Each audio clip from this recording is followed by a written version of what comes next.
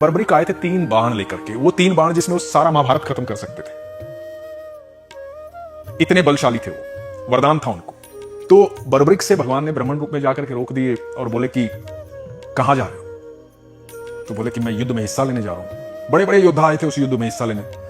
तो बोला कि किसकी तरफ से लड़ोगे?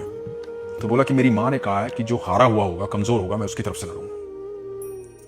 भगवान मुस्कुराए, ऐसे तो ये युद्ध ही खत्म नहीं होने देगा, कभी ये हारेगा कभी ये हारेगा।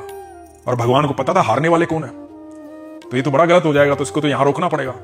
तो भगवान ने कहा कि अच्छा इतने बड़े धनुर्धारी हो तुम? बोला हाँ। तो भगवान ने कहा कि ठीक है, ये जो पेड़ है इसके सारे पत्ते छेद के बताओ एक तीर में, तो मैं मानू।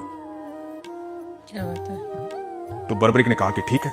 बर्बरीक ने बाण चढ़ाया और चलाया, सारे पत्ते पेड़ के छेदता हुआ बाण आकर के भगवान के पैरों के पास रुक गया, क्योंकि एक पत्ता भगवान ने अपने पैर के नीचे दबा दिया था।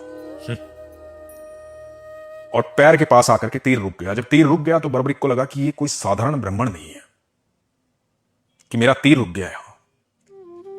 तो बर्बरीक ने कहा कि आप बताइए आप हैं कौन, क्योंकि आपके पैर के नीचे एक पत्ता है जिसको मेरा तीर छेदने वाला था, लेकिन रुक गया आपके चरणों के पास आके। आप हैं कौन? तो भगवान ने अपना रूप दिखाया। तो बर्बरीक ने कहा कि आप तो मेरे गुरु हैं, मैं तो आपका शिष्य हूं, आप ही मेरे गुरु हैं माधव। तो भगवान ने कहा कि ठीक है, मैं गुरु हूं तो गुरु दक्षिणा नहीं दोगे? तो बर्बरीक ने कहा कि हां बताइए मैं क्या दूं? तो भगवान ने कहा कि मुझे अपनी गर्दन काट के दे दो, इस युद्ध में हिस्सा नहीं लेना है। तो बर्बरीक ने पल भर भी नहीं लगाया था गर्दन काटने में, क्षण भर भी नहीं लगाया, उसने गर्दन काट के दे दी। तो भगवान बड़े प्रसन्न हुए। भगवान ने कहा कि मैं बहुत प्रसन्न हूं तुम्हारी इस गुरु दक्षिणा से, तुम्हारी इच्छा क्या है वो बताओ। बोला कि मैं युद्ध देखना चाहता हूं पूरा।